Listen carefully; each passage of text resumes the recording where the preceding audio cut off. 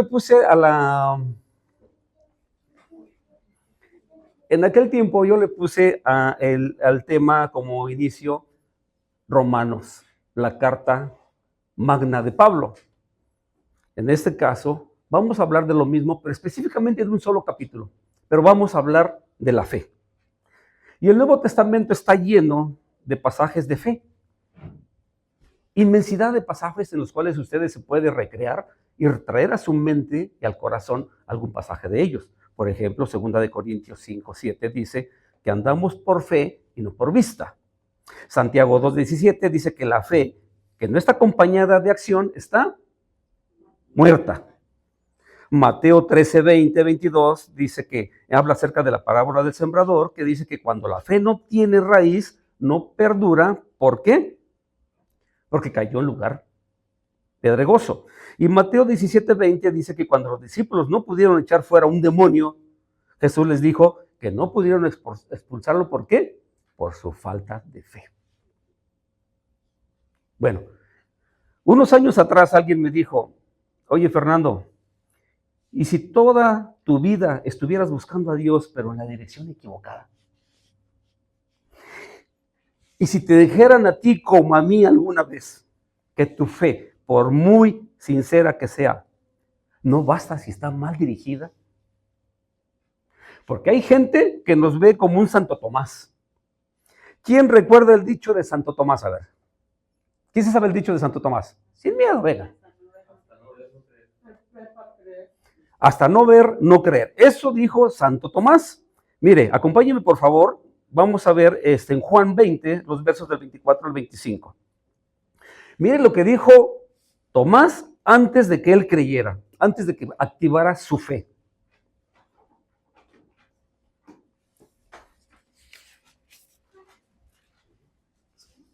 Por favor. Juan 20, los versos 24 y 25. Mire, hablando de él, incluso tiene ahí un subtítulo que dice incredulidad de Tomás. ¿Ya lo tiene? Muy bien, dice así. Pero Tomás, uno de los 12, llamado Dídimo, no estaba con ellos cuando Jesús vino. Le dijeron, pues, los otros discípulos, al Señor hemos visto. Y él les dijo, si no viera en sus manos la señal de los clavos, y metiere mi dedo en el lugar de los clavos, y metiere mi mano en su costado, no creeré. Mire, este apóstol se hizo famoso por su fe tan emotiva. ¿Qué emotivo era este hombre? Basado al menos en 2 de sus sentidos físicos, la vista y el tacto.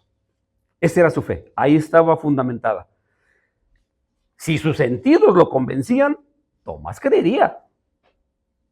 Reitero lo que dije, que tu fe y la mía, por muy sincera que sea, no basta si está mal dirigida, mi hermano. Así que esta mañana te voy a invitar a que desenterremos una de las verdades más poderosas de todo el Evangelio. ¿Y saben cuál es? Que la salvación no se trata solo de creer, sino de confesar, obedecer y predicar.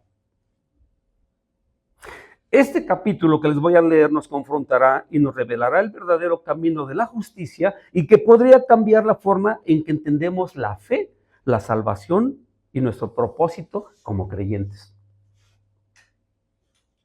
Porque si ciertamente hemos creído y conocemos la palabra de Dios que es viva y eficaz, pero no la anunciamos, entonces hoy va a ser un buen día para entender más aún todo lo que Dios quiere de nosotros. ¿Está listo? Si está listo, apague su celular, póngalo en avión, modo avión, para que no entre ni una llamada y no se distraiga con él, porque lo que vamos a hablar nos va a ayudar bastante. Así que no permitas que el celular te distraiga, o si la puerta se abre, o si alguien va al baño, o si alguien se levanta a tomar agua, no volteen a verlo, para que no se distraiga. Porque esta carta es considerada por muchos como la columna vertebral del Evangelio. Es la obra más doctrinal, más lógica y más contundente. Y en este capítulo el apóstol Pablo abre su corazón. No escribe como un teólogo frío, seco, no, sino desde la angustia de un hombre que ama profundamente a su pueblo Israel. ¿Quién era Israel?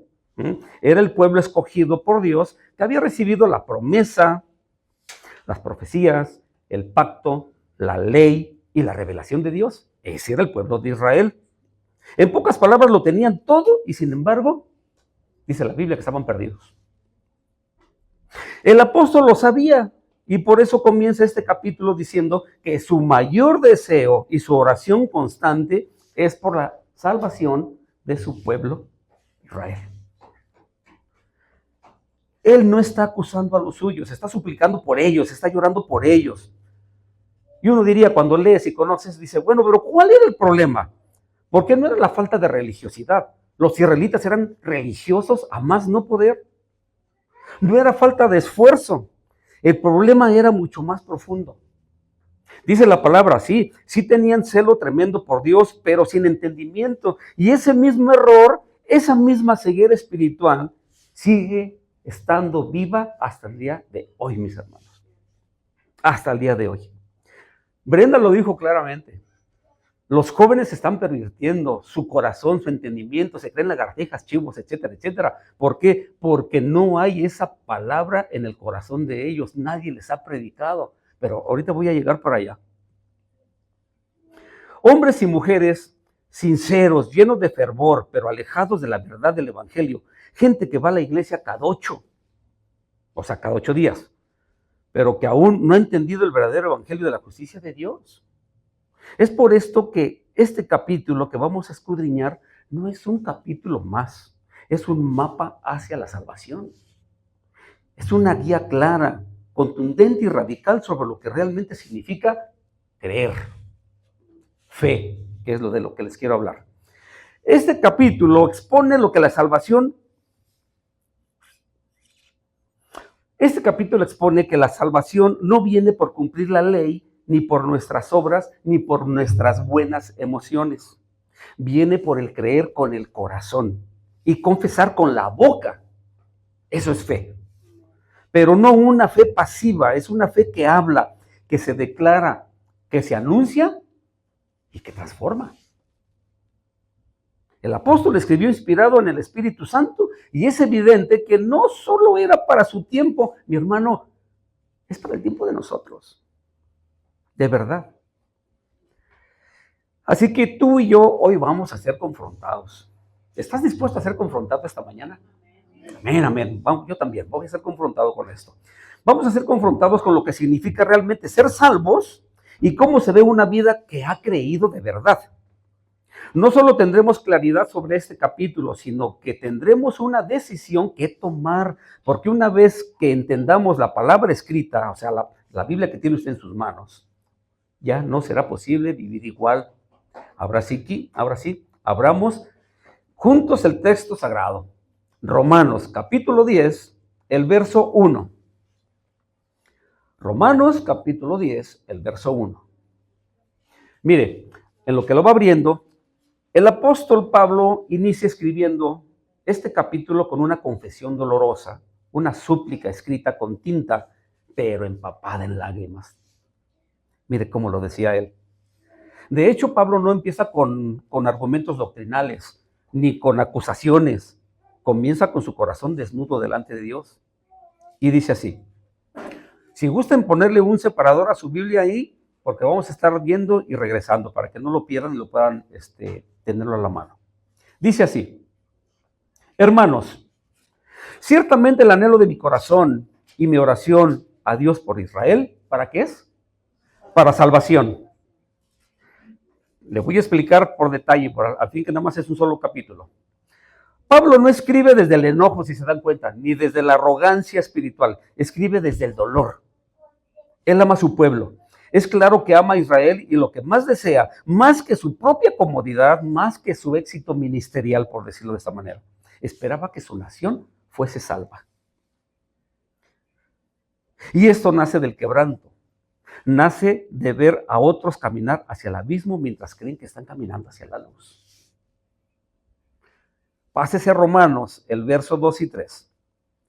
Dice, Porque yo les doy testimonio de que tienen celo de Dios, está hablando de su pueblo, pero no conforme a ciencia, porque ignorando la justicia de Dios y procurando establecer la suya propia, no se han sujetado a la justicia de Dios. Le explico. Este pasaje nos está diciendo que Israel tenía celos, tenía pasión, tenían disciplina, pero todo estaba mal dirigido. La palabra ciencia aquí no se refiere al conocimiento intelectual frío, no, sino al conocimiento verdadero de Dios, al discernimiento espiritual. Me voy a explicar mejor. Israel conocía la ley, conocía los rituales, conocía las fiestas, pero no conocía el corazón de Dios revelado en Jesús. Ese era el detalle que tenían. No conocían el corazón de Dios revelado en Cristo. Este versículo no nos está hablando de ateos, no está hablando de rebeldes, está hablando de personas religiosas, personas entregadas, personas sinceras, pero sinceramente equivocadas. Romanos 10:3 respalda lo que les estoy diciendo. Miren, como dice, porque ignorando la justicia de Dios y procurando establecer la suya propia, no se han sujetado ¿a qué? A la justicia de Dios. Ahí está, traducido. Pablo está diciendo, a ver, iglesia, ¿estás dependiendo de tus fuerzas, de tus creencias, de tus buenas acciones? ¿O te has rendido completamente a la justicia de Dios revelada en Cristo? Vamos al 4. Dice, sigue explicando Pablo, porque el fin de la ley es Cristo. ¿Para qué?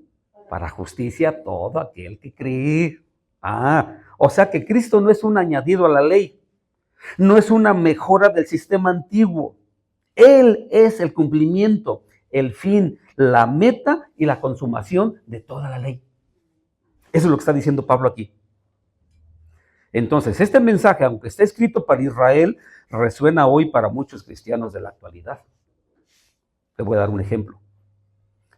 ¿Cuántas veces los cristianos alrededor del mundo hemos establecido nuestras propias formas de justicia? ¿Cuántas veces hemos ignorado el sencillo y tan valioso mensaje de la gracia que es que no somos salvos por lo que hacemos, sino por lo que Él ya hizo? Y a veces nos es difícil de entender que la justicia de Dios no se gana, se recibe, no se construye, se cree. La justicia de Dios nos confronta con la realidad de que no basta con tener celo si ese celo no está fundado en la verdad. ¿Y sabe cuál es la verdad? Cristo es suficiente. Cristo es el fin. Cristo es el único camino a la justicia de Dios. Y el apóstol Pablo introduce ahora el verdadero camino hacia la justicia de Dios y lo hace contrastando dos caminos que siempre han estado presentes: el camino de la ley y el camino de la fe. Romanos 10:5.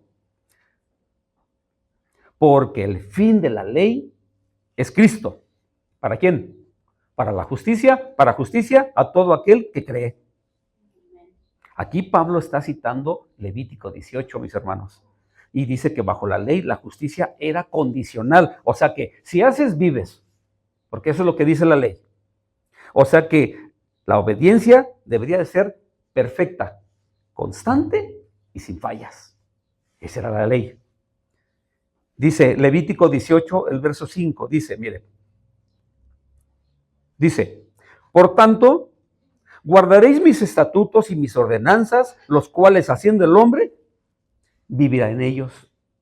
Entonces, el que hacía, vivía. Y Pablo aquí lo dijo claramente. Él dijo, bajo la ley, la justicia era condicional. Recuerda que si alguien se brincaba el día de reposo, ¿qué le hacían? El que no guardaba el día de reposo, ¿qué decía según la ley? Muerte instantánea, vámonos, mátenlo. El mismo Moisés, cuando le llevaron a este hombre que andaba juntando ramas para hacer, si hay una carne asada, y lo agarraron, lo trajeron, y le dijeron a Moisés, Moisés, es día de reposo y lo agarramos cortando varas para hacer comida. ¿Qué hizo Moisés? Se fue directo a la ley, dijo, espérame, déjame ver la ley, ¿qué dice? Cuando ve la ley, va y consulta a Jehová. Dice, Señor, ¿qué hago? Porque este hombre lo encontró. Mátalo. Entonces, si haces, vives, dice la ley. Esa es la diferencia que había entre la ley, lo que dice aquí la palabra, y la gracia. Pero de la gracia vamos a hablar después. Entonces, ahora, la historia de Israel y la del ser humano en general ha demostrado que nadie puede alcanzar esta perfección, la de la ley. Porque si fuésemos de la ley ahorita, te pasas un 4 altos y pues, cuello. Así de sencillo, o sea, no nos vamos muy lejos. Esa es la ley, dice aquí. Entonces, dice, es entonces cuando Pablo presenta la alternativa, no como una nueva idea, sino como el plan eterno de Dios. Dice, la justicia que es por la fe. Romanos, ahí mismo, acompáñenme al verso 6 y 7. Romanos 10, los versos 6 y 7. Dice, pero la justicia que es por la fe, dice así. No digas en tu corazón, ¿quién subirá al cielo? Esto es para traer abajo a Cristo. O, ¿quién descenderá al abismo? Esto es para hacer subir a Cristo de entre los muertos. No se entiende así nada más, ¿no? Déjame explico. Pablo toma este principio y lo aplica directamente a Cristo. Él dice, no necesitas subir al cielo porque Cristo ya descendió. Y no necesitas bajar al abismo porque Cristo ya resucitó. Eso es lo que está diciendo aquí. Todo lo necesario para tu salvación ya fue hecho. No hay más, no existe. Ni peregrinaciones, ni mandas, ni sacrificios, ni obras de justicia que puedan acercarte a Dios. Esta es la esencia del Evangelio.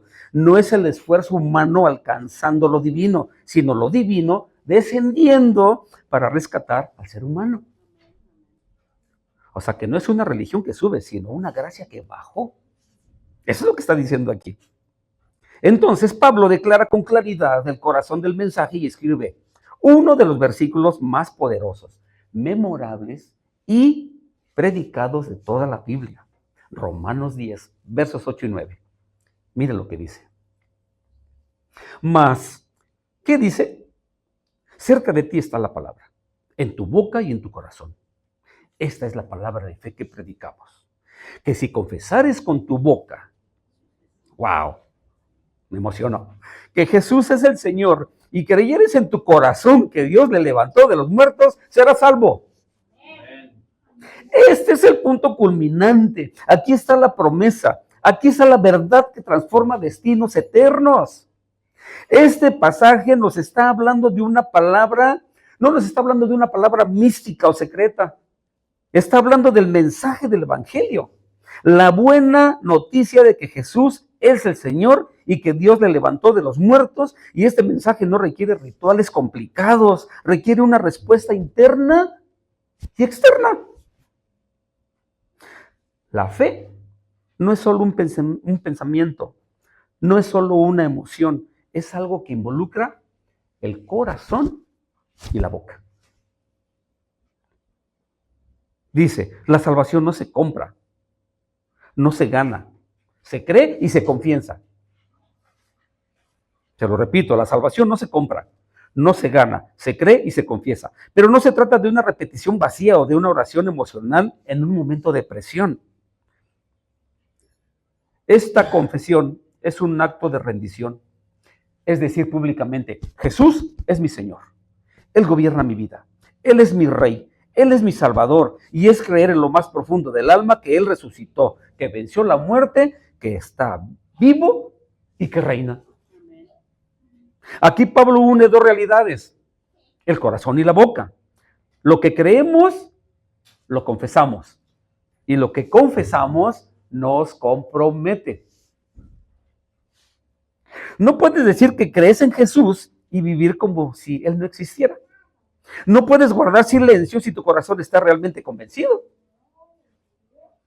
Miremos cómo Él mismo lo explica en el siguiente versículo. Verso 10. Romanos 10:10 dice, porque con el corazón se cree para justicia, pero con la boca se confiesa para salvación.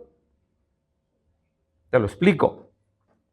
Creer en el corazón te justifica delante de Dios, pero confesarlo con la boca te identifica públicamente como suyo. Eso es fe. La verdadera fe no es secreta, mis hermanos, no se esconde. La verdadera fe no se avergüenza. La fe se proclama. Mira cómo lo dijo el Señor Jesús. Acompáñame a Mateo, el capítulo 10, el verso 32. El libro de Mateo, capítulo 10, verso 32. Eso es lo que nos está confrontando, ¿eh? Esta es la palabra. Dice, a cualquiera, pues, que me confiese delante de los hombres, yo también le confesaré delante de mi Padre que está en los cielos. Mi hermano, la fe en Cristo no defrauda. Hasta el día de hoy no ha defraudado a nadie la fe en Cristo. No nos ha decepcionado. No es una esperanza vacía. ¿Sabe qué dice la palabra? Es una roca eterna. ¡Wow! Y ahora Pablo abre las puertas por completo, recordando que la salvación ya no es solo para los judíos. Dice que el sacrificio de Cristo es universal y su señorío también. Romanos 10, ahora el verso 12. Mire cómo dice. Romanos 10, el verso 12. Dice, porque no hay diferencia entre judío y griego, pues el mismo que es Señor de todos, es rico para con todos los que le invocan. Me explico. Aquí termina toda distinción humana.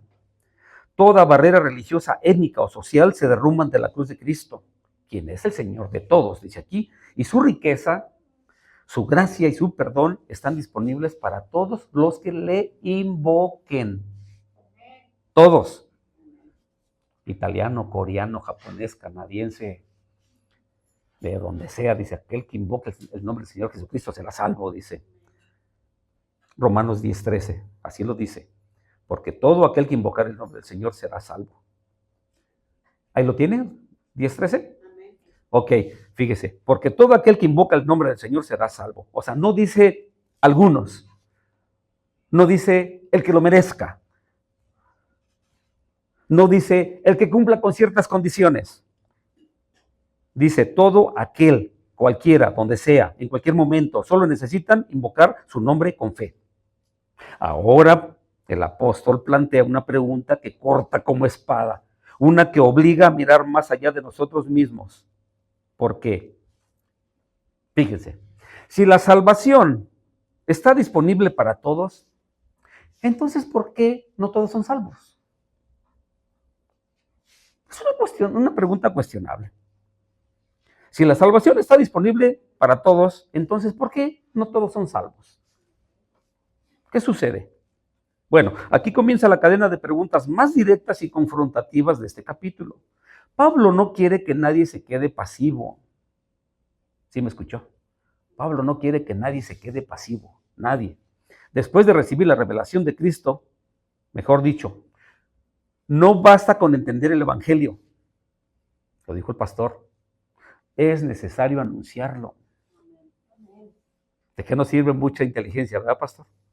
¿De qué nos sirve tanta teología? Pero si no la estamos compartiendo, ¿crezco yo solo? No, tengo que compartir lo que el Señor me está mostrando a través de su palabra. ¿Es malo ser inteligente? No, ya dijo el pastor. ¿Es malo memorizar? No. ¿Es malo estudiar la historia? No, por supuesto que no, porque es lo que te ayuda a reforzar cuando hablas de Cristo en el Nuevo Testamento.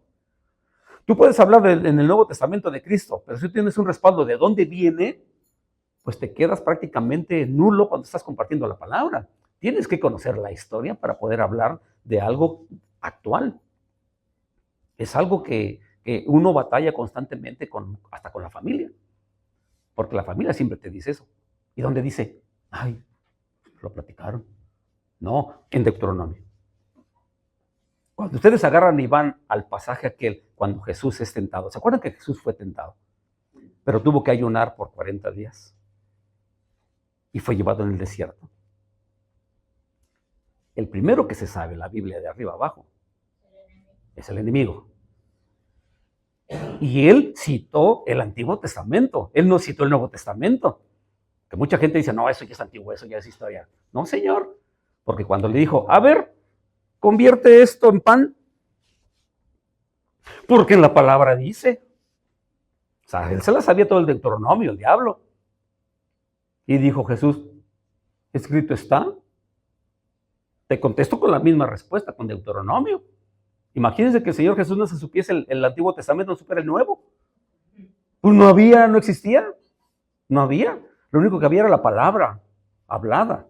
Lo único que los apóstoles sabían era la palabra. No traían aquí la Biblia debajo del brazo, sudándola. No, les dijo, vayan y compartan el Evangelio. ¿Cuál Evangelio? No tenemos nada. ¿Cómo no? ¿No has visto que el ciego ve? ¿No has visto que el mudo habla? ¿No has visto que el tartamudo se le acabó? ¿No viste que el demonio salió? Ve y hazlo.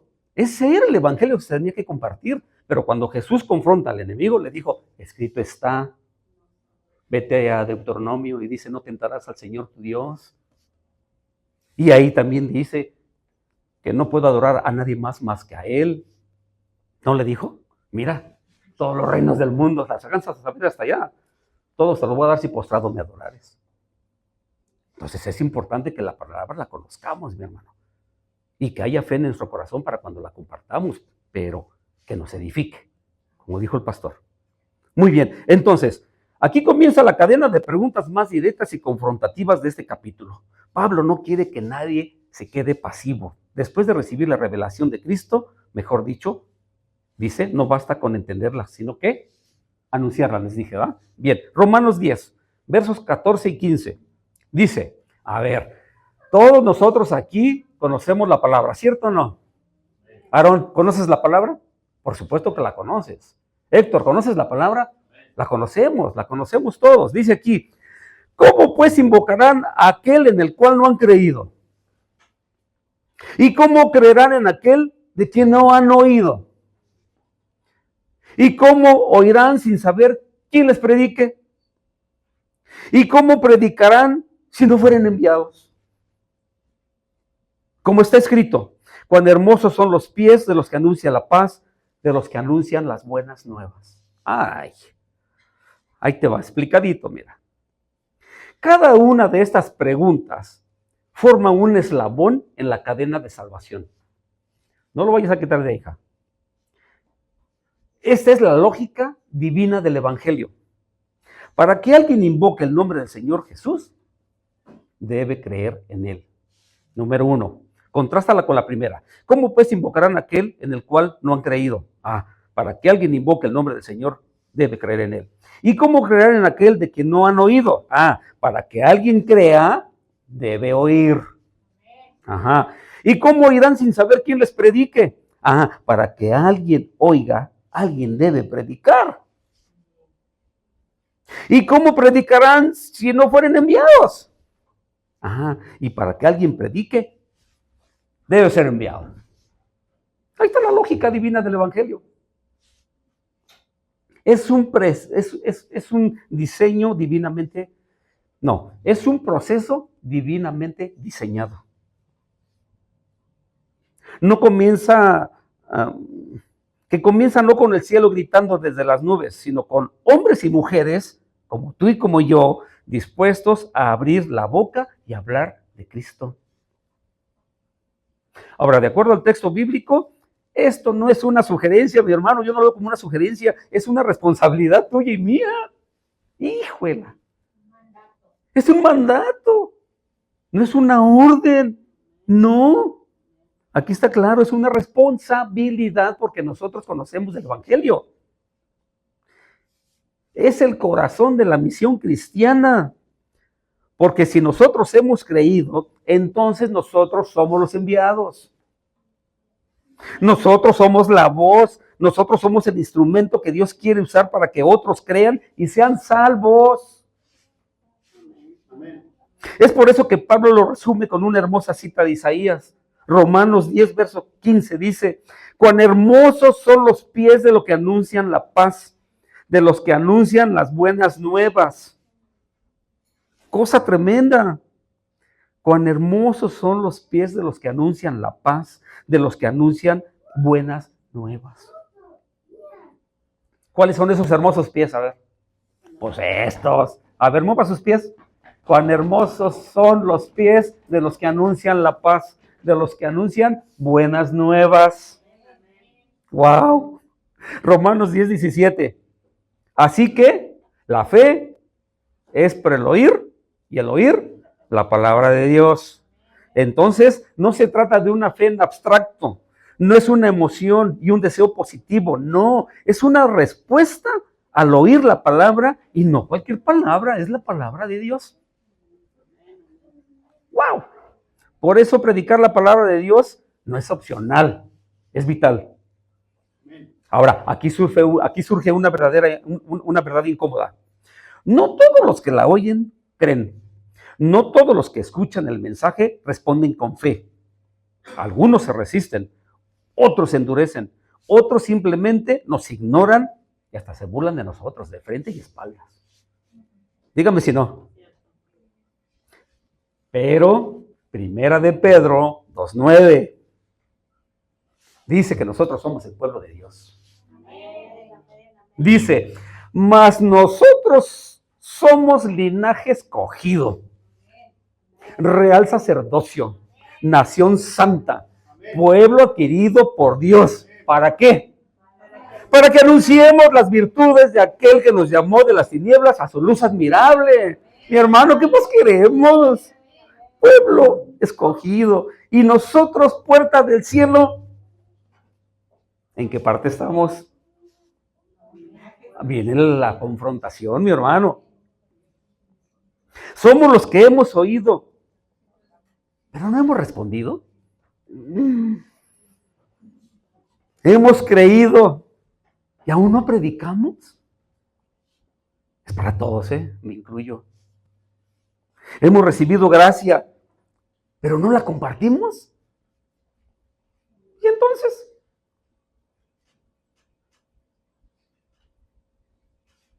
Romanos 10:13 hace un llamado que aún hoy resuena en cada rincón de la tierra. Porque todo aquel que invocare el nombre del Señor será salvo. ¿No quieres que tu familia se salve?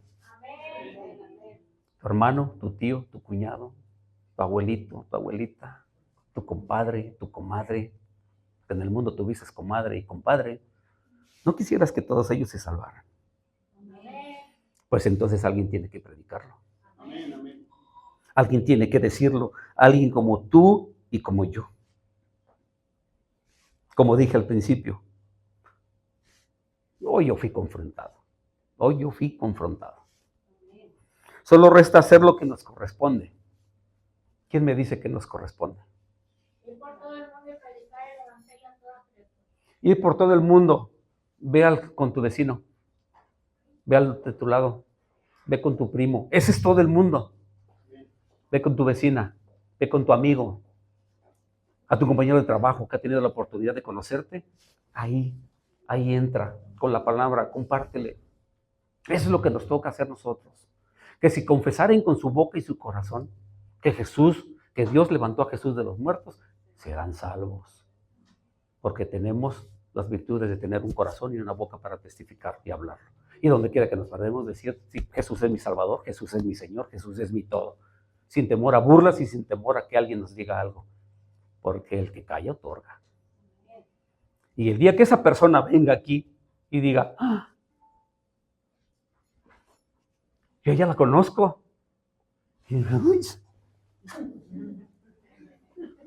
¿Por qué nunca me invitaste? ¿Por qué nunca me dijiste del Señor? Nos va a tocar que en un momento dado cualquiera tengamos una confrontación afuera y con quien tuviste esa confrontación, ese pleito, hoy sea invitado por otra persona y te ve y diga, aquel fue el que me gritó. Ese fue el que me dijo de cosas en el 4 Altos. Ese fue. ¡Ay, caray! Yo creo que nos va a tragar la tierra en ese momento, ¿va? Cuando una persona nueva venga aquí y vea tu cara y diga, ese fue. O que diga, él ya me había hablado de Cristo. Gracias por compartirme. Mira Mi familia fue salva gracias a tu predicación, gracias a tu palabra, gracias a lo que me dijiste, gracias por orar por mí, gracias por eso, gracias porque intercediste. Ese es el nuestro yo, llevar el evangelio a nuestros familiares. Ponte de pie.